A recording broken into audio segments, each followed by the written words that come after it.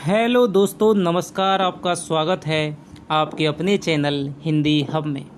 तो दोस्तों, हम आज आरओ अंतरा भाग 2 यानी कि कक्षा 12 की ऐच्छिक पाठ्य पुस्तक हिंदी के गद्य भाग के अंतिम पाठ की तरफ आज हम बढ़ने वाले हैं। ठीक है, अंतिम पाठ है आपका हजारी प्रसाद द्विवेदी, जिनका एक निबंध है कोटज, वो आपके इस पाठ्यक्रम में लगा हुआ है, वो आज हम दोस्तों पढ़ने वाले हैं। इसके अलावा इनका एक निबंध है शिरीष के फूल, वो आपकी कंपलसरी हिंदी में कक्षा 12 में ही लगा हुआ है, उसका भी दोस्तों हम अध्ययन करेंगे। किस विस्तार के साथ में पढ़ने वाले हैं ये आप दोस्तों पहले की वीडियोज में देख चुके हैं। इसके अलावा दोस्तों हम एक उसने कहा था कहानी है उसको पढ़ चुके हैं, लहरों के राजहंस है उसको हम पढ़ चुके हैं विद क्वेश्चन आंसर, और गद्य भाग के दोस्तों हम 7-8 पाठ हैं वो पढ़ चुके हैं। अभी ये लास्ट आपका पाठ है, इसके बाद में हम पद्य की शुरुआत करने वाले हैं। तो दोस्तों सबसे पहले बात करते हैं हम हजारी प्रसाद द्विवेदी की। ये दोस्तों आपके साहित्य की दृष्टि से और आपके पाठ्य पुस्तकों में इनका कई बार दोस्तों आपका इनके कई रचनाएं इनकी संकलित हैं, तो आपके लिए बेहद ही महत्वपूर्ण आपके रचनाकार हो जाते हैं। इनका जो योगदान है वो दोस्तों एक ललित निबंधकार के रूप में इनका योगदान वो माना जाता है। इन्होंने इनके जैसे हजारी प्रसाद द्विवेदी हैं, कुबेरनाथ राय हैं और विद्यानिवास मिश्र हैं, ये प्रमुख ललित निबंधकार माने जाते हैं। इसके अलावा इनका जो महत्वपूर्ण योगदान है वो माना जाता है दोस्तों हिंदी साहित्य का इतिहास। इन्होंने हिंदी साहित्य का इतिहास है वो 3 खंडों में इन्होंने लिखा है। सबसे पहले हिंदी साहित्य की भूमिका लिखी, हिंदी साहित्य का आदिकाल लिखा, हिंदी साहित्य का उद्भव और विकास इन्होंने लिखा है। इसके अलावा दोस्तों कबीरदास को आज जो महत्ता प्राप्त है, उनका साहित्य में जो अन्यतम स्थान निर्धारित किया, उसके सर्वप्रथम प्रतिष्ठापक आचार्य हजारी प्रसाद द्विवेदी माने जाते हैं। इसके अलावा इन्होंने कई ऐतिहासिक उपन्यासों की भी रचना की है। ठीक है, इसके अलावा सूरदास पर भी इन्होंने अपनी है जो आलोचना पुस्तक है वो लिखी है। ठीक है, बहुत सारी इनकी दोस्तों महत्वपूर्ण रचनाएं हैं। इनके शिरीष के फूल और कुटज दोस्तों इनके महत्वपूर्ण निबंधों में आते हैं। सर्वाधिक प्रसिद्ध निबंधों में दोस्तों आपका कुटज है वो निबंध आता है। तो क्या क्या इन्होंने कुटज की विशेषताएं बताई हैं, किस प्रकार की जीवनी शक्ति के दर्शन इन्होंने कुटज के फूल में किए हैं, कुटज के पेड़ में किए हैं, तो वो आज हम दोस्तों पढ़ने वाले हैं। तो सबसे पहले हम जानते हैं इनका साहित्यिक परिचय। लेकिन दोस्तों उससे पहले आपसे एक रिक्वेस्ट करना चाहूँगा, यदि आपने अभी तक हिंदी हब चैनल को सब्सक्राइब नहीं किया है तो दोस्तों सब्सक्राइब कर लीजिए।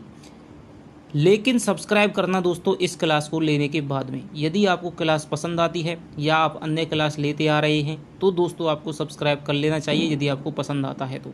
आपको पता है कि प्रत्येक क्लास हमारी रोज़ चल रही है दोस्तों, और किस प्रकार से मैं समझाते हुए दोस्तों आपको पढ़ाता हूँ ये आप देख ही रहे हैं। यदि आपकी कोई भी आपके विचार हैं, सुझाव हैं, तो वो दोस्तों आप कमेंट में लिख करके बता सकते हैं। तो चलिए शुरू करते हैं आज का ये पाठ। हम निबंध, आपको पता है कि निबंध विधा की रचना है कुटज, हजारी प्रसाद द्विवेदी का जीवन परिचय। इनका जो दोस्तों समय है वो समय माना जाता है 1907 से 1979 ईस्वी तक। ठीक है, 1907 में इनका जन्म है वो हुआ था। हजारी प्रसाद द्विवेदी का जन्म आरत दुबे का छपरा जिला बलिया उत्तर प्रदेश में हुआ था।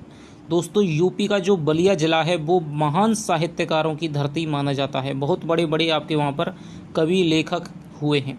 संस्कृत महाविद्यालय काशी से शास्त्रीय परीक्षा उत्तीर्ण करने के बाद उन्होंने 1930 में काशी हिंदू विश्वविद्यालय से ज्योतिषाचार्य की उपाधि प्राप्त की।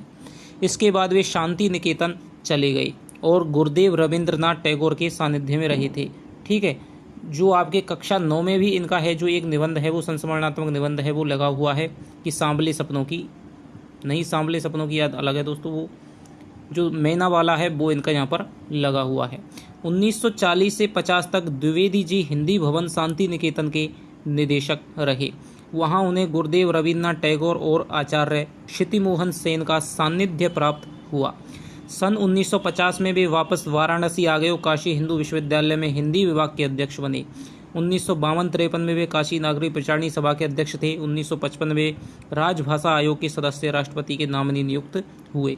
1960 से 67 तक पंजाब विश्वविद्यालय चंडीगढ़ में हिंदी विभागाध्यक्ष का पद ग्रहण किया। 1967 में काशी हिंदू विश्वविद्यालय में रेक्टर नियुक्त हुए। यहाँ से अवकाश ग्रहण करने पर वे भारत सरकार की हिंदी विषयक अनेक योजनाओं से संबद्ध रहे। जीवन के अंतिम दिनों में उत्तर प्रदेश हिंदी संस्थान के कार्यकारी अध्यक्ष थे। तो ये दोस्तों इनका पूरा का पूरा जीवन है जो इन्होंने महत्वपूर्ण पदों पर कार्य करते हुए बिताया है। आपसे सेकंड ग्रेड में, फर्स्ट ग्रेड में ये सब नहीं पूछा जाएगा कि ये कब रहे कब नहीं रहे, ठीक है।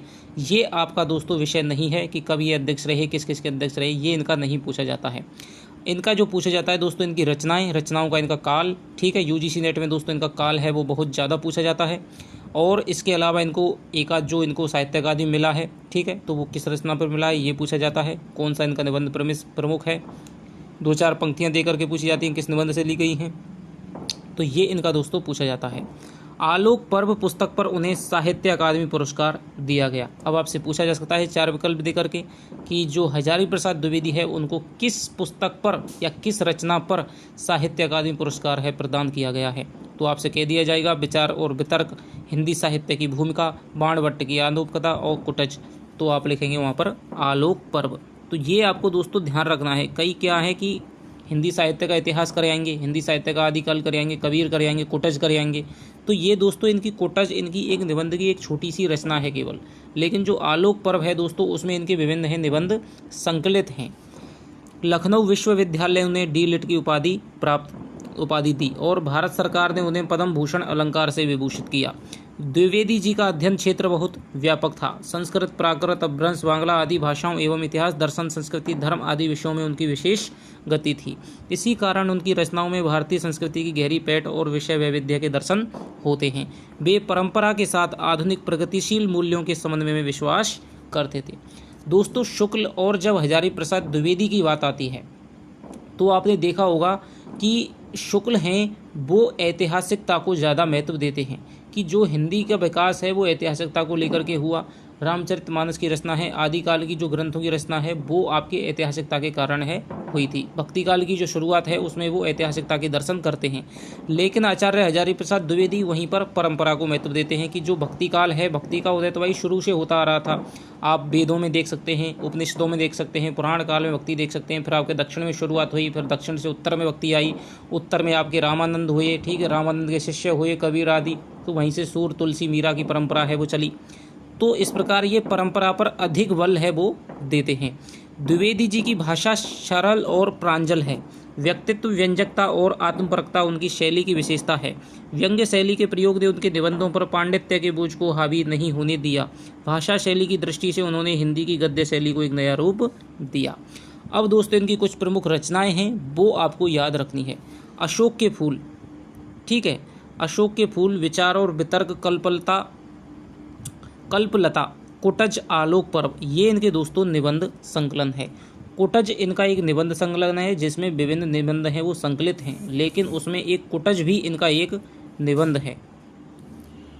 तो उसमें दोस्तों आपका एक कुटज निबंध है उसमें संकलित है। इसके अलावा कल्पलता, विचार और वितर्क, अशोक के फूल हैं, ये इनके दोस्तों निबंध संग्रह माने जाते हैं। आलोक पर्व पर साहित्य अकादमी पुरस्कार इनको मिल चुका है दोस्तों, ठीक है। तो इनकी दोस्तों आपको एक एक रचनाएं हैं वो मानी जाती है क्योंकि ये प्रधान हिंदी साहित्य के इतिहासकारों में नाम आता है, प्रधान निबंधकारों में नाम आता है।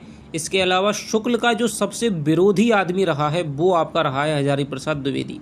शुक्ल जो बात कहते हैं उसके विरोध में दोस्तों हर बात कही है, ठीक है। यदि शुक्ल कहेंगे कि भाई ऐतिहासिक है, भक्ति काल की ऐतिहासिकता है, तो ये कहेंगे ये कहेंगे कि परंपरा में साफ भक्ति का उदय हुआ है।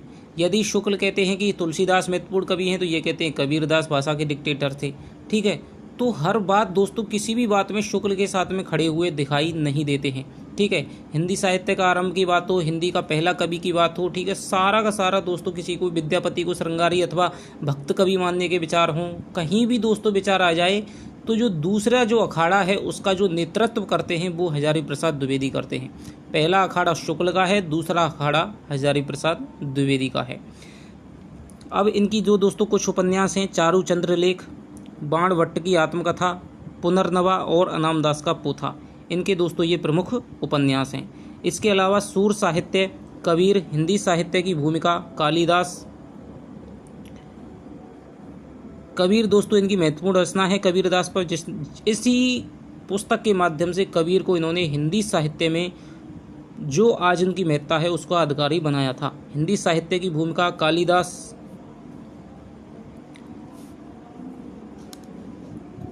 कालिदास की लालित्य योजना आलोचनात्मक ग्रंथ, उनकी सभी रचनाएं हजारी प्रसाद द्विवेदी ग्रंथावली के 11 खंडों में संकलित हैं। कोटज हिमालय पर्वत की, अब हम पाठ पर चाहे वो पढ़ लेते हैं। कोटज हिमालय पर्वत की ऊंचाई पर सूखी शिलाओं के बीच उगने वाली एक जंगली पौधा है जिसमें फूल लगते हैं। इसी फूल की प्रकृति पर यह निबंध कोटज लिखा गया है। कोटज में ना विशेष सौंदर्य है ना सुगंध है, फिर भी लेखक ने उसमें मानव के लिए एक संदेश पाया है। कोटज में अपराजेय जीवन शक्ति है, स्वावलंबन है, आत्मविश्वास है और विषम परिस्थितियों में भी शान के साथ जीने की क्षमता है। वह समान भाव से सभी परिस्थितियों को स्वीकारता है। सामान्य से सामान्य वस्तु में भी विशेष गुण हो सकते हैं, यह जताना इस निबंध का अभीष्ट है। तो दोस्तों इसमें एक पौधा होता है कोटज का, जो हिमालय की पहाड़ियों में पत्थरों के बीच में उगता है।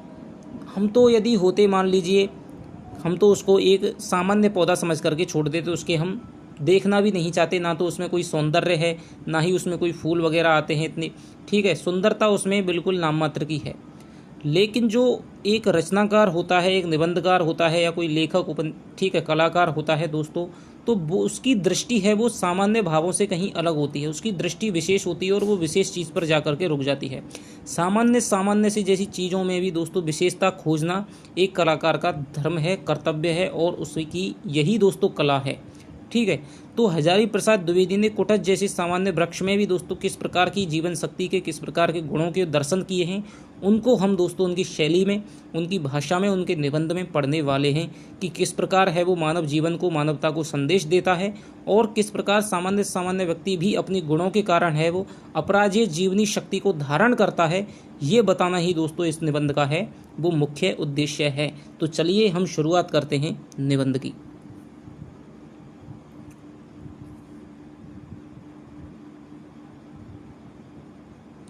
यहाँ से दोस्तों आपके कई क्वेश्चन हैं वो बन सकते हैं। तो कोटज कहते हैं पर्वत शोभा निकेतन होते हैं, यानी कि शोभा के घर होते हैं, जहाँ पर प्रकृति है वो अपना संपूर्ण श्रृंगार के साथ में शोभायमान होती है। फिर हिमालय का तो कहना ही क्या, पूर्व और अपर समुद्र महोदधि और रत्नाकर दोनों को दोनों भुजाओं से तहता हुआ, रत्नाकर यानी कि आपका पर्वत है, ठीक है, समुद्र महोदधि यानी दूसरी तरफ उसका समुद्र है, ठीक है, दोनों को दोनों भुजाओं से थता हुआ हिमालय पृथ्वी का मानदंड कहा जाए तो गलत क्या है। हिमालय को क्या कहा जाता है कि ये भाई पृथ्वी का मानदंड है, क्योंकि दूसरी तरफ तो उसकी जो हिंदुकुश पर्वतमाला है वो लगी हुई है, ठीक है, और एक तरफ उसके बंगाली खाड़ी यानी कि जो उसका है हिंद महासागर है वो लगा हुआ है। तो कालिदास ने ऐसा ही कहा था कि इसी के पाद देश में यह श्रृंखला दूर तक लौटी हुई है, लोग इसे शिवालिक श्रृंखला कहते हैं। आपको पता है जब हम हिमालय का उत्तर से दक्षिण तक हम विस्तार पढ़ते हैं तो उसमें आता है ट्रांस हिमालयन, मध्य हिमालय, लघु हिमालय, शिवालिक हिमालय, आप भूगोल में पढ़ते होंगे, ठीक है। तो शिवालिक श्रेणी की यहाँ पर बात हो रही है। शिवालिक का क्या अर्थ है? शिवालिक या शिव के जटाजूट का निचला हिस्सा तो नहीं है कि हिमालय का सबसे निचला हिस्सा है वो आपका शिवालिक कहलाता है, शिवालिक पर्वत श्रेणियाँ कहलाती हैं। इसीलिए लेखक है उसका अर्थ निकालने की कोशिश कर रहा है कि शिवालिक है वो शिव के जटाजूट का निचला हिस्सा तो नहीं है, क्योंकि शिव है वो तो आपका ऊपर की चोटी पर रहता है, तो शिव के जटाजूट का निचला हिस्सा तो नहीं है।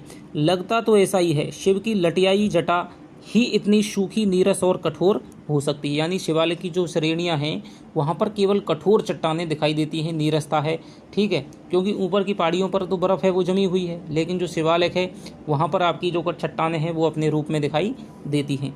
वैसे अलकनंदा का स्रोत यहाँ से काफ़ी दूरी पर है। अलकनंदा यानी कि जो भागीरथी है, अलकनंदा है, आपके दोनों गंगा बनती हैं, लेकिन शिव का अलग तो दूर दूर तक छितराया ही रहता है।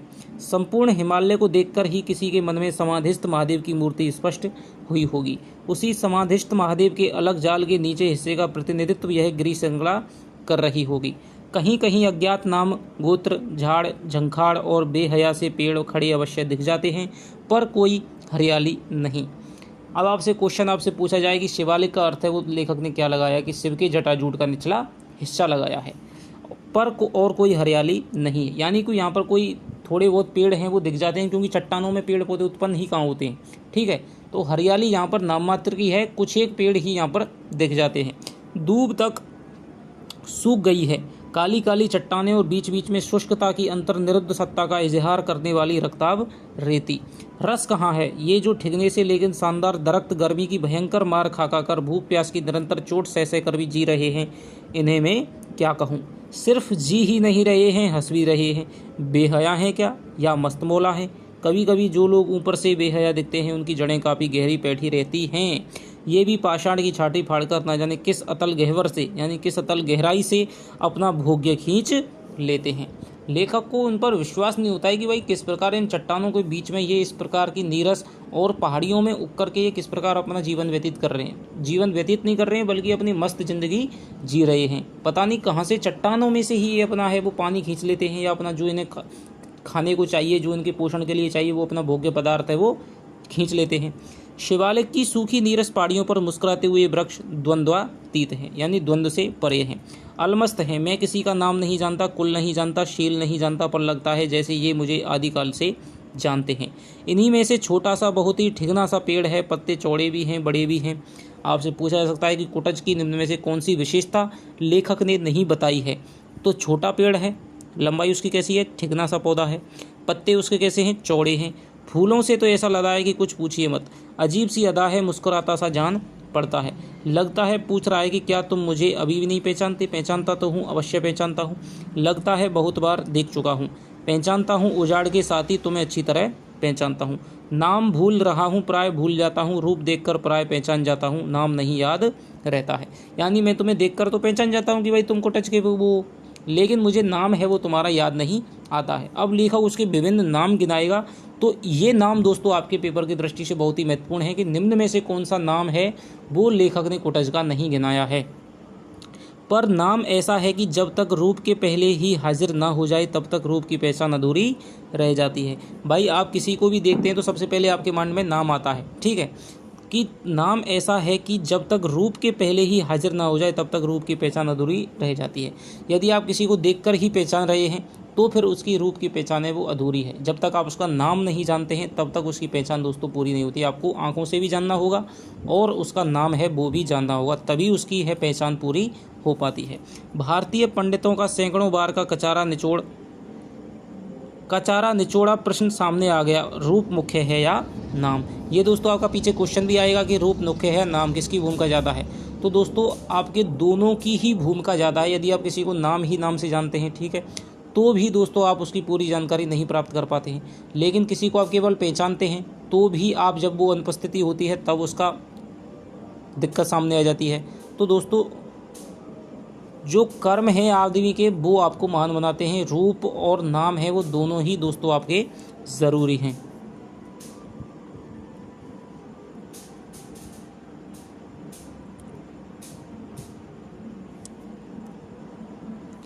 नाम बड़ा है या रूप, पद पहले है या पदार्थ, पदार्थ सामने है पद नहीं सूझ रहा है। यानी पदार्थ तो क्या है कि वो कुटज है, पेड़ है, ठिगना सा है, पत्ते चौड़े हैं, फूलों से लदा हुआ है, इस प्रकार का वो पदार्थ है। लेकिन पद क्या है उसका सूझ नहीं रहा है। तो दोस्तों पदार्थ है वही ज़्यादा महत्वपूर्ण है, ठीक है, पद की बजाय। मन व्याकुल हो गया, स्मृतियों के पंख फैलाकर सुदूर अतीत के कोने में झांकता रहा। सोचता हूँ इसमें व्याकुल होने की क्या बात है, नाम में क्या रखा है। What's there in a name, नाम की ज़रूरत ही तो 100 दिए जा सकते हैं, ठीक है। तो यहाँ पर लेखक है वो नाम को महत्ता नहीं देता है बल्कि रूप को ही महत्ता देता है।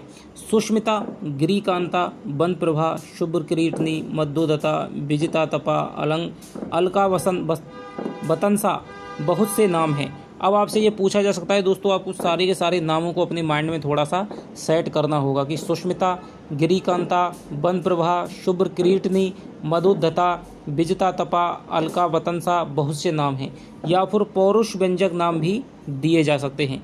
अकुतुब है, गिरिगौरव, कूटोल्लास, अपराजित, धरती धकेल, पहाड़ पोड़, पाताल भेद, पर मन नहीं मानता। नाम इसलिए बड़ा नहीं है कि वह नाम है, वह इसलिए बड़ा हो जाता है कि उसे सामाजिक स्वीकृति मिली है। दोस्तों लेखक देना चाहता है कि भाई मैं रूप को मान्यता दूं, लेकिन नाम को बड़ा क्यों मानता है वो, कि भाई नाम इसलिए बड़ा नहीं है कि वो नाम है, क्योंकि नाम को सामाजिक स्वीकृति मिली है। कोई यदि आपकी महत्ता है तो वो आपके नाम से ही है। भाई यदि आप किसी अनजाने शहर में चले जाएंगे तो वहाँ पर आपकी कोई महत्ता नहीं है, क्योंकि कोई आपके बारे में जानता नहीं है, कोई आपका नाम नहीं जानता है। कोई आपको पुकारेगा तो आपको केवल ए ऊ ए कह करके पुकारेगा। ठीक है, यदि आपका नाम जानता है, ठीक है, आपसे पहचान है, तभी आपकी महत्ता है। इसीलिए दोस्तों नाम है वो ज़्यादा महत्वपूर्ण हो जाता है। रूप व्यक्ति सत्य है, ठीक है, रूप व्यक्ति सत्य है क्योंकि व्यक्ति का अपना रूप है, लेकिन जो नाम है वो समाज सत्य है। नाम उस पद को कहते हैं जिस पर समाज की मोहर लगी होती है। यदि व्यक्ति रूप से देखा जाए तो आपका रूप है वो महत्वपूर्ण हो जाता है। ठीक है, आप कितने सुंदर हैं कोई दिक्कत नहीं, आप अपने लिए सुंदर हैं, लेकिन आपका नाम है दोस्तों वो आपका सामाजिक सत्य है। तो सामाजिक दृष्टि से आपका है वो नाम महत्वपूर्ण हो जाता है और व्यक्तिगत रूप से आपका रूप महत्वपूर्ण हो जाता है। आधुनिक शिक्षित लोग जिन्हें सोशल सेक्शन कहा करते हैं, मेरा मन नाम के लिए व्याकुल है, समाज द्वारा स्वीकृत, इतिहास द्वारा प्रमाणित, समष्टि मानव की चित्तगंगा में स्नात।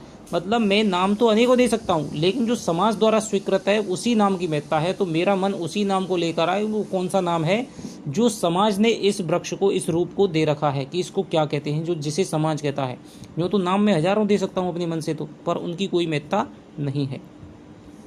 इस गिरिकूट बिहारी का कि नाम क्या है, मन दूर दूर तक उड़ रहा है, देश में और काल में, मनोरथा नाम गतिर्निविद्यते। अचानक याद आया, अरे यह तो कुटज है। संस्कृत साहित्य का बहुत परिचित किंतु कवियों द्वारा अभिमानित यह छोटा सा शानदार वृक्ष कुटज है। यानी कि संस्कृत साहित्य में इस वृक्ष का उल्लेख तो बहुत हुआ है, लेकिन इसके अवगुणों का ही उल्लेख हुआ है। इसका कहीं भी गुण का उल्लेख नहीं किया गया, इस वृक्ष को सम्मान नहीं दिया गया है। कुटज है, कूटज कहा गया होता तो कदाचित ज़्यादा अच्छा होता, पर नाम इसका चाहे कुटज ही हो, विरुद्ध तो निसंदेह कूटज होगा। ठीक है, यानी इसका नाम भले ही कुछ हो, लेकिन जो इसकी उपाधि है, जो इसकी सम्मान है, जो इसकी महत्ता है, वो तो इसकी कूटज की ही है। गिरकूट पर उत्पन्न होने वाले इस व्रत को कूटज कहने में विशेष आनंद मिलता है। यानी कि ये पत्थरों को कूट करके, पहाड़ करके, कूट यानी कि आपका शिला होता है, और कुट और जय माने यानी जन्म लेना, जो शिलाओं में से जन्म लेता है वो आपका कूटज हो गया। तो इस प्रकार से लेखक है वो अंदाजा लगाता है। बहरहाल यह कुटज या कूटज है, मनोहर कुसुम स्तबकों से झबराया, उल्लास लोल चारु स्मित कुटज। यानी कि बहुत ज़्यादा ही फूलों से लदा हुआ है, उल्लास लोल यानी खुशी है, चारु स्मित कुटज यानी कि बहुत ही आराम से सुंदर और स्मित दिखने वाला ये कुटज है। जी भर आया, कालिदास ने आषाढ़स्य प्रथम दिवसे, आषाढ़स्य प्रथम दिवसे यानी कि आषाढ़ के प्रथम दिवस में रामगिरी पर यक्ष को जब मेघ की अभ्यर्थना के लिए नियोजित किया तो कमबख्त को ताजे कुटज पुष्पों की अंजलि देकर ही संतोष करना पड़ा। आपको पता है कि कालिदास ने एक नाटक लिखा है, वो है आपका मेघदूतम। ठीक है, मेघदूत का जो नायक है यक्ष है, जब वो यक्षिणी को जो संदेश भेजता है तो वो बादलों के माध्यम से संदेश भेजता है, इसीलिए इस महाकाव्य का नाम है मेघदूतम। तो वहाँ पर वो जब फूल, उस पर शिवालिक श्रृंखला है, वहाँ पर फूल तो है नहीं, जब वहाँ पर फूल नहीं मिलते हैं तब उसे कुटज के पुष्पों से ही जो अंजलि है, पुष्पांजलि देकर ही संतोष करना पड़ता है। चंपक नहीं, बकुल नहीं, नीलोत्पल नहीं, मल्लिका नहीं, अरविंद नहीं, फकत कुटज के फूल। यह और बात है कि आज आषाढ़ का नहीं, जुलाई का पहला दिन है, मगर फर्क भी कितना है। बार बार मन विश्वास करने को उतारू हो जाता है कि यक्ष बहाना मात्र है। कालिदास ही कभी शापे नास्त गमित महिमा होकर रामगिरी पहुँचे थे। यानी किसी कालिदास, वो तो यक्ष तो केवल बहाना है, कालिदास ही कभी किसी शाप के कारण से कुटज हिमालय पर्वत पर पहुँचे होंगे और उन्होंने ही कुटज के फूलों की जो पुष्पांजलि है वो अर्पित की होगी या उनसे पूजा की होगी। अपने ही हाथों इस कुटज का पुष्प का अर्घ्य देकर उन्होंने मेघ की अभ्यर्थना की थी। शिवालिक की इस अनत्युच्च पर्वत श्रृंखला की भांति रामगिरी पर भी उस समय और भी कोई फूल नहीं मिला होगा। कुटज ने उनके संतृप्त चित्त को सहारा दिया, बड़भागी फूल है यह, धन्य हो कुटज तुम गाड़े के साथी हो। यानी कि जब अवसर पड़ता है तो तुम साथ निभाते हो। उत्तर की ओर सिर उठाकर देखता हूँ, सुदूर तक ऊंची काली पर्वत श्रृंखला छाई हुई है और एकाध सफ़ेद बादल के बच्चे उससे लिपटे खेल रहे हैं। मैं भी इन पुष्पों का अर्घ्य उन्हें चढ़ा दूं, पर काहे वास्ते, लेकिन बुरा भी क्या है। कुटज के ये सुंदर फूल बहुत बुरे तो नहीं हैं, जो कालिदास के काम आया हो उससे ज़्यादा इज्जत मिलनी चाहिए, मिली कम है।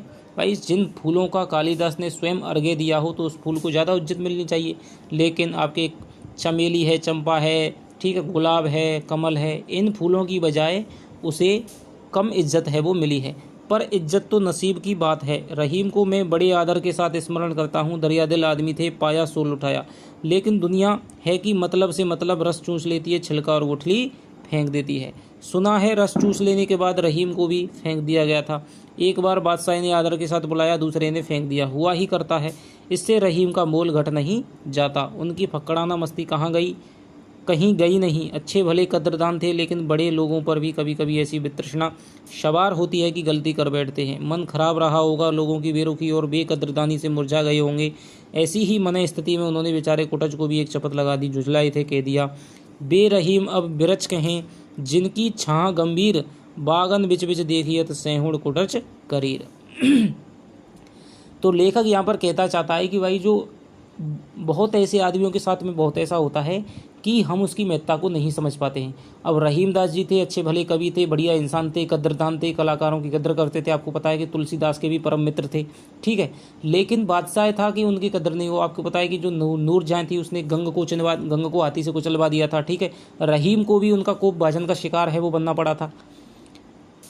तो उसी समय उनकी जो है, लेकिन इससे क्या है कि रहीम की जो कवित्व है उसका मोल घट नहीं जाता है, बल्कि उससे उसका मोल है वो और अधिक बढ़ जाता है। जब किसी ने कहा होगा तो उन्होंने ऐसा लग रहा है कि उनका मन है वो झिड़झिड़ा हो रहा होगा, ठीक है। तो उन्होंने उसी समय उन्होंने कुटज को चपत लगा करके कुटज की क्या है अवगुणों की उसने वहाँ पर उन्होंने कविता में लिख दिया कि बेरहीम अब ब्रज कहाँ की। रहीम कहते हैं कि बे अब ब्रज नहीं है, जिनकी छाएं गंभीर यानी गहरी होती थी।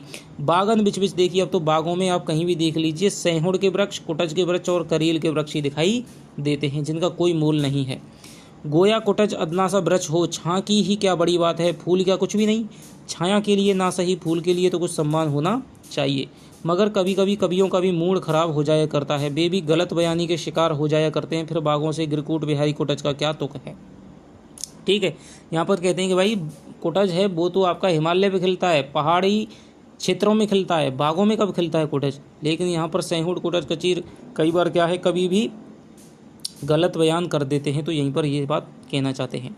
कुटज अर्थात जो कुट से उत्पन्न हुआ हो। कुटज, कुट घड़े को भी कहते हैं, घर को भी कहते हैं। कुट अर्थात घड़े से उत्पन्न होने के कारण प्रतापी अगस्त्य मुनि भी कुटज कहे जाते हैं। अब आपको पता है कि अगस्त्य मुनि को क्या कहा जाता है, कुटज। कुट घर को भी कहते हैं, ठीक है, और कुट है वो घड़े को भी कहते हैं। जो अगस्त्य मुनि थे वे घड़े से उत्पन्न हुए थे, इसलिए उन्हें कुटज कहा जाता है। घड़े से तो क्या उत्पन्न हुए होंगे, कोई और बात होगी। संस्कृत में कुटिहार का और कुटिकार का दासी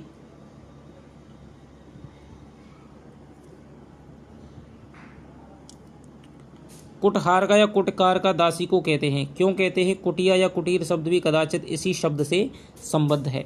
क्या इस शब्द का अर्थ घर ही है? घर में कामकाज करने वाली दासी कुटकार का और कुटहार का कही जा सकती है। यहाँ पर दोस्तों इस शब्दों का है वो विवेचन कर रहे हैं, शब्दों का विश्लेषण कर रहे हैं कि किस प्रकार से हम कुटज का अर्थ है वो निकाल सकते हैं। एक जरा गलत ढंग की दासी कुटनी भी कही जा सकती है। संस्कृत में उसकी गलतियों को थोड़ा अधिक मुखर बनाने के लिए उसे कुटनी कह दिया गया है। अगस्त्य मुनि भी, ये दासी के भेद हैं दोस्तों, कुटहार का, कुटकार का और कुटनी। अगस्त्य मुनि भी नारद जी की तरह दासी के पुत्र थे क्या? घड़े में पैदा होने का तो कोई तुक नहीं है। ना मुनि कुटज के सिलसिले में, ना फूल कुटज के, ठीक है। यानी हम कुटज से लगाएं, कुट के अर्थ यानी घड़ा लगाएं तो घड़े में तो उत्पन्न नहीं होता है कुटज। इसी प्रकार जो अगस्त्य मुनि है उनका भी कोई तुक नहीं लगती है कि वो घड़े से उत्पन्न हुए होंगे। इससे तो ये लगता है कि वो कुटमाने यानी दासी के गर्भ से उत्पन्न हुए होंगे, किसी ने घड़े में रख करके उन्हें छोड़ दिया होगा। फूल गमले में होते अवश्य हैं, पर कुटज तो जंगल का सैलानी है, उसे घड़े या गमले में क्या लेना देना। शब्द विचार उत्तेजक अवश्य है, पर कहाँ से आया मुझे तो इसी में संदेह है कि यह आर्य भाषाओं का शब्द है भी या नहीं। एक भाषा शास्त्री किसी संस्कृत शब्द को, यहाँ पर दोस्तों ये भाषा शास्त्री की भूमिका है वो निभा रहे हैं। भाषा शास्त्री किसी संस्कृत शब्द को एक से अधिक रूप में प्रचलित पाते थे तो तुरंत उसकी कुलीनता पर शक कर बैठते थे। संस्कृत में कुटज रूप भी मिलता है और कुटच भी, मिलने को तो कुटज भी मिल जाता है। तो यह शब्द किस जाति का है? आर्य जाति का तो नहीं जान पड़ता। सिल्वा लेवी कह गए हैं कि संस्कृत भाषा में फूलों, वृक्षों और खेती बागवानी के अधिकांश शब्द आग्नेय भाषा परिवार के हैं। यह भी वहीं का तो नहीं। एक जमाना था जब ऑस्ट्रेलिया और एशिया के महाद्वीप मिले हुए थे, फिर कोई भयंकर प्राकृतिक विस्फोट हुआ और वे दोनों अलग हो गए। 19वीं शताब्दी के भाषा विज्ञानी पंडितों को यह देखकर आश्चर्य हुआ कि ऑस्ट्रेलिया के सुदूर जंगलों में बसी जातियों की भाषा एशिया में बसी हुई कुछ जातियों की भाषा से संबद्ध है। आपको पता है कि आपको कैसा कोई कालों में जब आपके ऑस्ट्रेलिया महाद्वीप था और जो एशिया महाद्वीप था वो आपके एक दूसरे से सटे हुए थे, लेकिन जो प्लेटें हैं वो खिसक करके तो उनमें क्या है, अपसारी जो परसीमा अपसारी जो होता है परसीमा होती है सीमा होती है, तो वो आपके वहाँ पर इनके बीच में गहरा है वो जगह बन गई। ठीक है, प्लेटें वो खिसकती गई खिसकती गई खिसकती गई और फिर इतनी दूरी है वो बन गई है। भारत की अनेक जातियां वो है भाषा बोलती हैं, जिनमें संथाल मुंडा आदि भी शामिल हैं। शुरू में इस भाषा का नाम ऑस्ट्रो एशियाटिक दिया गया था। दक्षिण पूर्व या अग्निकोण की भाषा होने के कारण इसे आग्नेय प्रवार की भाषा भी कहा जाने लगा। अब हम लोग भारतीय जनता के वर्ग विशेष को ध्यान में रखकर और पुराने साहित्य का स्मरण करके इसे कोल प्रवार की भाषा कहने लगे हैं। पंडितों ने बताया है कि संस्कृत भाषा के अनेक शब्द जो अब भारतीय संस्कृति के अविच्छेद अंग बन गए हैं, इसी श्रेणी की भाषा के हैं। कमल, कुड़मल, कंबू, कंबल, तांबुल आदि ऐसे शब्द बताए जाते हैं। ठीक है, यानी आपसे पूछे जाए कि कमल, कुड़मल, कंबू, कंबल, तांबुल आदि लेखक के अनुसार किस भाषा के शब्द हैं, तो वो आपके कोल परिवार के शब्द हैं। ठीक है, यानी कि आपकी जो संथाल मुंडा आदि की जाति है तो उसी की ये शब्द माने जाते हैं। ये दोस्तों आपसे वहाँ पर पूछे जा सकते हैं, आपके ग्रामर में पूछे जा सकते हैं। पेड़ पौधे, खेती के उपकरणों और औजारों के नाम भी ऐसे ही हैं। कुटज भी हो तो क्या आश्चर्य।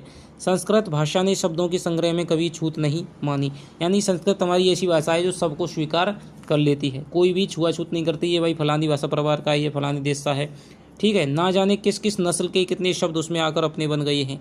पंडित लोग उसकी छानबीन करके हैरान होते हैं। संस्कृत सर्वग्रासी भाषा है, यानी कि सबको ग्रहण कर लेती है। यह जो मेरे सामने कुटज का लहराता पौधा खड़ा है, वह नाम और रूप दोनों में अपनी अपराज्य जीवनी शक्ति की घोषणा कर रहा है। भाई लेखक शुरुआत में कह रहा था कि भाई मैं रूप को मानता हूँ, ठीक है, लेकिन यदि मैं समाज की दृष्टि से देखूँ तो फिर मैं नाम है वो बड़ा हो जाता है, लेकिन जो कुटज है उसका नाम भी बड़ा है, उसका रूप भी बड़ा है, दोनों में ही उसकी अपराज्य जीवन शक्ति के दर्शन होते हैं। इसीलिए यह इतना आकर्षक है। नाम है कि हजारों वर्ष से जीता चला आ रहा है। कितने नाम आए और गए, दुनिया उनको भूल गई, वे दुनिया को भूल गई, मगर कुटज है कि संस्कृत की निरंतर स्फीयमान शब्द राशि में जो जम के बैठा है सो बैठा ही है। और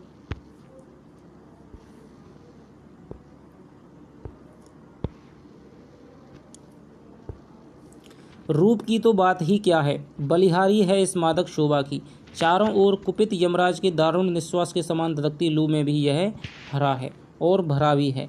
दुर्जन के चित्त से भी अधिक कठोर पाषाण की कारा में रुद्ध अज्ञात जल स्रोत से बरबस रस खींचकर सरस बना हुआ है, और मूर्ख के मस्तिष्क से भी अधिक सूने गिरी कांतार में भी ऐसा मस्त बना है कि ईर्ष्या होती है। यानी कि ऐसी जो लू है दोस्तों, उसको कहा है कि यमराज के दारुण निश्वास के समान धधकती लू में भी ये हरा है। यानी कि और कोई पौधा होता तो वो झुलस जाता। ठीक है, और जो दुर्जन का जो चित्त होता है वो कठोर होता है, उससे भी दोस्तों कठोर पाषाण यानी पत्थरों में भी ये अपना जल स्रोत है वो खींच लेता है। इसके अलावा मूर्ख के मस्तिष्क यानी मूर्ख के मस्तिष्क में कोई भी विचार नहीं होता है, बिल्कुल सूनापन एकांत होता है, उससे भी अधिक ये पर्वत प्रदेश में, उससे भी अधिक सूने पर्वत प्रदेश में ऐसा मस्त बना हुआ है कि ईर्ष्या इससे होने लगती है। कितनी कठिन जीवनी शक्ति है, प्राण ही प्राण को पुलकित करता है, जीवन शक्ति ही जीवन शक्ति को प्रेरणा देती है। दूर पर्वतराज हिमालय की हिमाच्छादित चोटियां हैं, वहीं कहीं भगवान महादेव समाधि लगाकर बैठे होंगे, नीचे सपाट पथरीली जमीन का मैदान है, कहीं कहीं पर्वत नंदनी सरताएं आगे बढ़ने का रास्ता खोज रही होंगी, बीच में यह चट्टानों की उबड़ खाबड़ जटा भूमि है, सूखी नीरस कठोर। यहीं आसन मारकर बैठे हैं मेरे चिर परिचित दोस्त कुटज। एक बार अपनी झबरीली मूर्धा हिलाकर समाधिनिष्ठ महादेव को पुष्प स्तबक का उपहार चढ़ा देते हैं, और एक बार नीचे की ओर अपनी पाताल भेदी जड़ों को दबाकर गिरिनंदनी सरिताओं को संकेत से बता देते हैं कि रस का स्रोत कहाँ है। यानी कि जो आपको पता है, जो हिमालय प्रदेश होता है, पर्वत प्रदेश होता है, उसमें जो गहरी घाटियों में जो सरताएं हैं, नदियां हैं, वो बहती हैं। ठीक है, और ये ऊपर चट्टानों में, तो ये संकेत कर देते हैं कि भाई ऊपर तो मेरा है, मैं महादेव को है फूलों के माध्यम से, यानी इतनी ऊंचाई पर हूँ कि मैं अपने ऊपर महादेव को फूलों के माध्यम से वो हमें उपहार चढ़ा देता हूँ। नीचे मैं संकेत कर देता हूँ जटाओं के माध्यम से कि भाई मैं इन सरिताओं से है वो अपना जल है वो खींच लेता हूँ। जीना चाहते हो तो कठोर पाषाण को भेदकर पाताल की छाती चीरकर अपना भोग्य संग्रह करो, वायुमंडल को चूसकर झंझा तूफान को रगड़कर अपना प्राप्य वसूल लो, आकाश को चूमकर अवकाश की लहरी में झूमकर उल्लास खींच लो। कुटज का यही उपदेश है। भित्वा पाषाण पितरम छित्वा प्रभंजनी व्यथाम पीत्वा पाताल पनियम कुटज सुचुम्बते नभ है। तो ये इन्होंने इसकी जो व्याख्या है वो शुरुआत में कर दी है। दुरंत जीवन शक्ति है, कठिन उपदेश है, जीना भी एक कला है, लेकिन कला ही नहीं तपस्या है। जियो तो प्राण ढाल दो जिंदगी में। जब ये कुटस से दोस्तों संदेश मानव को देना चाहता है कि जीना है तो भाई ऐसे जियो कि जिंदगी में प्राण ढाल दो। ऐसे नहीं कि निराश हताश आप जिए जा रहे हैं भाई, इसके सुबह खाना, शाम को भाई सुबह खाना, जाना, फिर खाना, फिर सो जाना। तो ये क्या ज़िंदगी है दोस्तों? जब जियो तो प्राण ढाल दो ज़िंदगी में। ठीक है, जीवन के उपकरणों में ठीक है, लेकिन क्यों? क्या जीने के लिए जीना ही बड़ी बात है? सारा संसार अपने मतलब के लिए ही तो जी रहा है। याज्ञवल्क्य बहुत बड़े ब्रह्मवादी ऋषि थे। उन्होंने अपनी पत्नी को विचित्र भाव से समझाने की कोशिश की कि सब कुछ स्वार्थ के लिए है। पुत्र के लिए पुत्र प्रिय नहीं होता, पत्नी के लिए पत्नी प्रिय नहीं होती, सब अपने मतलब के लिए प्रिय होते हैं। ये बिल्कुल दोस्तों सत्य है। आत्मनस्तु कामाय सर्वप्रियम भवति। विचित्र नहीं है यह तर्क। संसार में जहाँ कहीं प्रेम है सब मतलब के लिए। सुना है पश्चिम के हॉब्स और हेल्वेशियस जैसे विचारकों ने भी ऐसी ही बात कही है। सुन के हैरानी होती है कि दुनिया में त्याग नहीं है, प्रेम नहीं है, परार्थ नहीं है, परमार्थ नहीं है, केवल प्रचंड स्वार्थ है। भीतर की जिजीविषा, जीते रहने की प्रचंड इच्छा है। अगर बड़ी बात है तो फिर ये सारी की सारी बड़ी बड़ी बोलियां जिनके बल पर दल बनाए जाते हैं, शत्रु मर्दन का अभिनय किया जाता है, देशोद्धार का नारा लगाया जाता है, साहित्य और कला की महिमा गाई जाती है, झूठ है। इसके द्वारा कोई ना कोई अपना बड़ा स्वार्थ सिद्ध करना चाहता है। और ये दोस्तों सत्य है कि जो कुछ भी राजनीतिक पार्टियां करती हैं, राजनीति करती हैं, जो कुछ भी दोस्तों आप कर रहे हैं, यदि हम दोस्तों गहराई में यदि विचार चिंतन मनन करके देखें तो बिल्कुल उसमें स्वार्थ छिपा हुआ है। पत्नी का स्वार्थ है भाई, पति है वो कमा करके ला रहा है, ठीक है ठीक है। पति का स्वार्थ है कि रोटी पानी बना दे, घर का काम कर ले, ठीक है, मेरी थोड़ी सेवा चाकरी कर दे, ठीक है। पुत्र का स्वार्थ है, ठीक है, पापा जी पैसे दे रहे हैं, ठीक है, मैं पढ़ लूँ। और मैया बाप का स्वार्थ है कि जो हमारी संतान है वो अच्छा पढ़ लिख करके हमारी है बुढ़ापे में सेवा करे। तो दोस्तों सब कुछ है वो जीवन जिंदगी के जो संबंध हैं, समाज है, वो सब कुछ स्वार्थ पर टिका हुआ है। लेकिन अंतरतर से कोई कह रहा है कि ऐसा सोचना गलत ढंग से सोचना है। स्वार्थ से भी बड़ी कोई ना कोई बात अवश्य है, जिजीविषा से भी प्रचंड कोई ना कोई शक्ति अवश्य है। वो क्या है?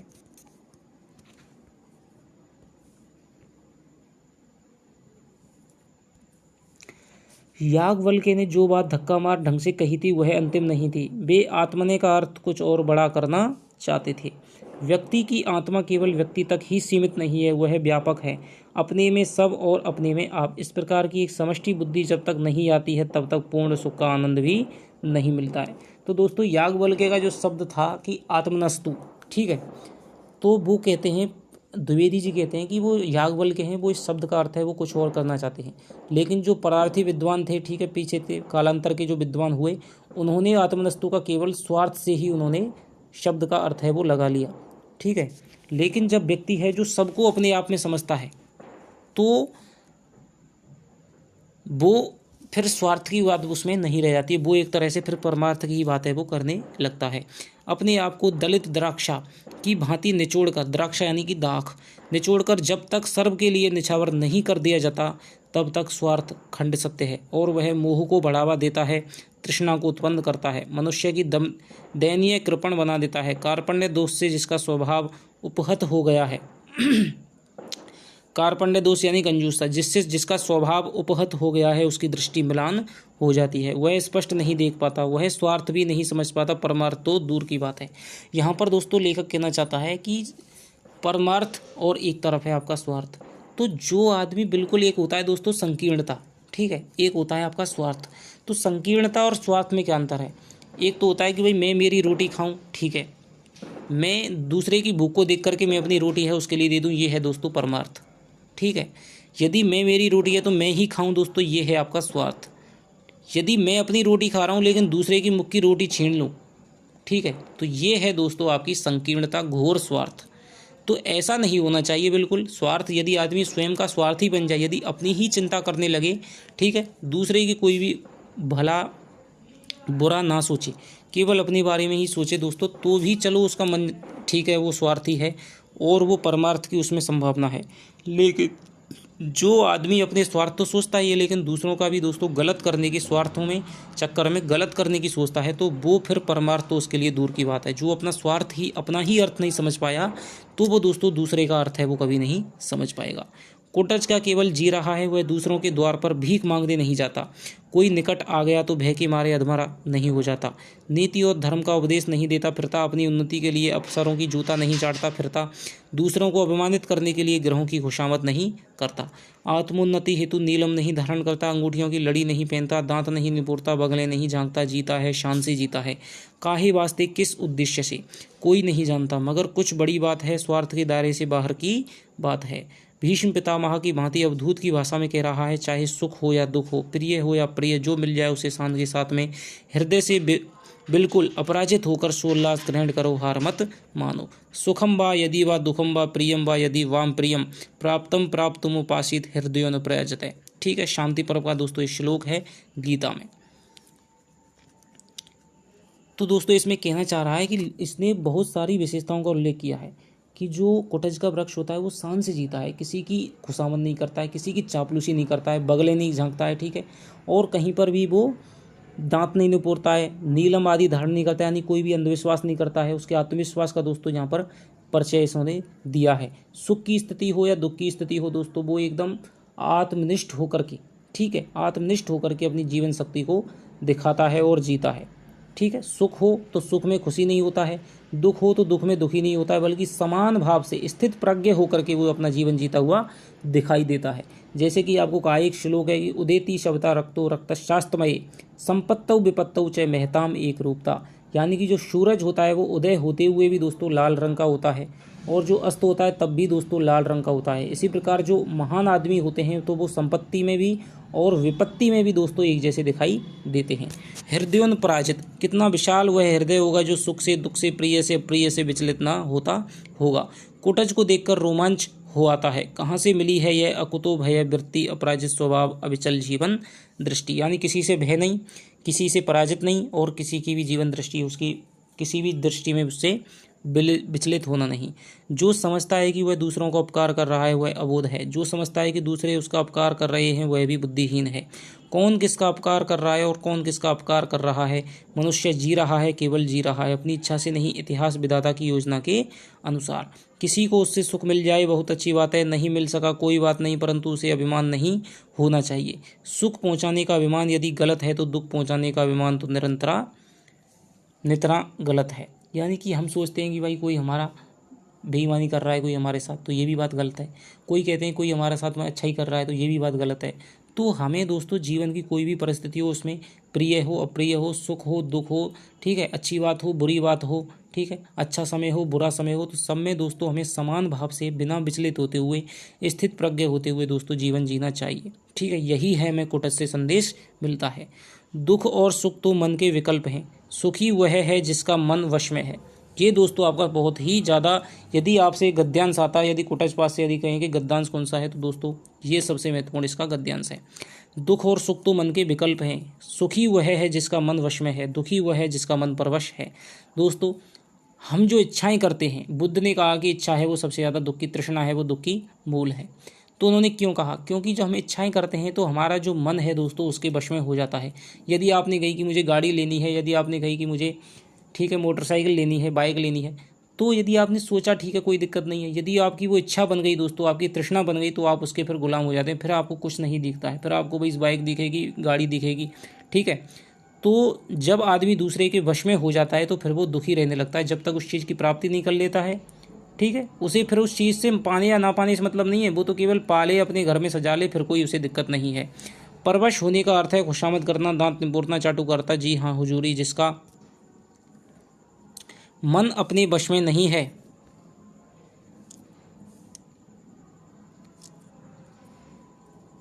जिसका मन अपने वश में नहीं है वही दूसरों के मन का छंदावर्तन करता है। अपने को छिपाने के लिए मिथ्या आडंबर रचता है, दूसरों को फंसाने के लिए जाल बिछाता है। कुटज इन सब मिथ्याचारों से मुक्त है, वह वशी है, वह बैरागी है। राजा जनक की तरह संसार में रहकर संपूर्ण भोगों को भोग कर भी उनसे मुक्त है। जनक की ही भांति वह घोषणा करता है कि मैं स्वार्थ के लिए अपने मन को सदा दूसरों के मन में घुसाता नहीं फिरता, इसलिए मैं मन को जीत सका हूँ, उसी बस में कर सका हूँ। ना हम आत्मा मार्थमिच्छामि मनु नित्यम मनोनंतरे मनो में निर्जितम तस्मात् वशे तिष्ठति सर्वदा। कुटज अपने मन पर सवारी करता है, मन को अपने पर सवार नहीं होने देता। मनस्वी मित्र तुम धन्य हो।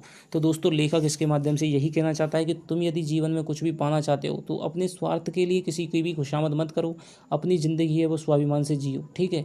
किसी के भी दोस्तों गुलाम मत बनो, चाहे वो अपना मन ही क्यों ना हो। जब आप अपने मन को बस में कर लेंगे तो फिर मन है आपकी आज्ञा का पालन करेगा।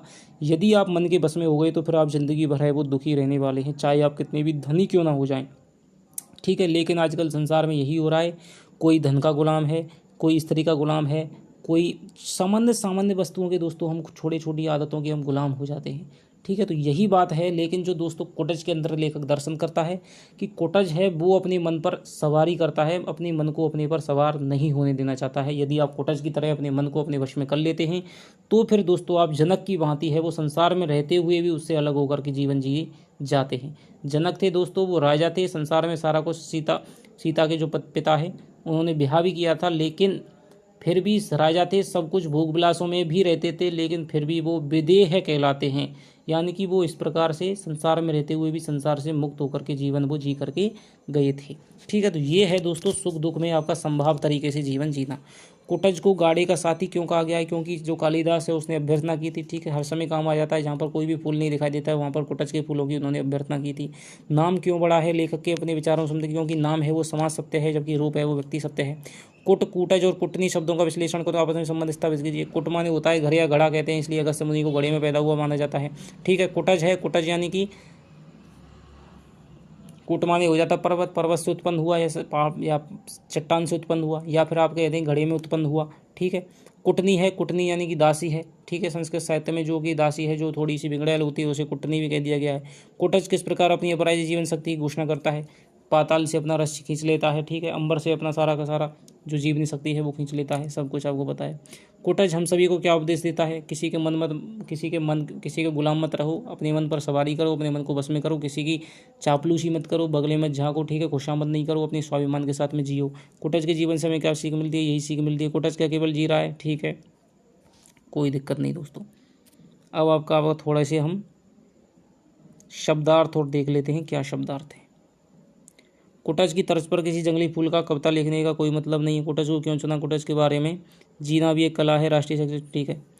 अंतर निरुद्ध यानी कि भीतरी रुकावट। अंतर यानी भीतर, निरुद्ध माने रुकना, तो भीतरी रुकावट। गहवर माने गहरा या गड्ढा। द्वंद्वातीत माने द्वंद्व से परे। मनुद्धता माने नशे या गर्भ में चूर। मद माने दोस्तों नशा होता है। उद्धता माने चूर, गर्भ से चूर। विजिता तपा माने धूप को धारण करने वाली। विजिता तपा धूप को धारण करने वाली। अकुतो भय जिससे कहीं या किसी भी भय ना हो। नितांत भय शून्य। अवमानित माने अपमानित, तिरस्कृत। विरुद्ध माने कीर्ति गाथा, प्रशंसा सूचक पदवी। स्तबक माने गुच्छा, फूलों का गुच्छा। लोल माने चंचल, हिलता डोलता। फकत माने अकेला, केवल एकमात्र। अनत्युच्च माने जो बहुत ऊंचा ना हो। अन माने नहीं दोस्तों, उच्च माने अन प्लस अति प्लस उच्च, ठीक है। तो अनत्युच्च जो बहुत ऊंचा ना हो। यहाँ पर दोस्तों आपकी संधि भी आ सकती है इस प्रकार के शब्दों से। अन हो जाएगा आपका उपसर्ग हो जाएगा, अति आपका उपसर्ग हो जाएगा, उच्च आपका शब्द हो जाएगा। अविच्छेद्य माने विच्छेद रहित। स्फीयमान माने फैलता हुआ, विस्तृत, व्यापक। मूर्धा माने मस्तक या सिर। दुरंत माने जिसका पार पाना कठिन हो, प्रबल। कार्पण्य माने कृपणता या कंजूसी। उपहत माने चोट खाया हुआ, घायल या नष्ट, ठीक है। निपुर माने खुशामद करना, दिखाना। अवधूत माने विरक्त या सन्यासी। धूत कहो, अवधूत कहो, तो रजपूत कहो, जोला कहो। नित्रा माने बहुत अधिक। मिथ्याचार माने झूठा आचरण। तो दोस्तों ये आपका हो गया आपका कुटज पाठ। और यहाँ पर आपके अंतरा भाग 2 क्लास 12 के दोस्तों आपकी ऐच्छिक हिंदी पाठ्य गद्य के दोस्तों यहाँ पर आपके सारे के सारे पाठ हैं, 9 पाठ हैं आपके, वो पूरे हो जाते हैं।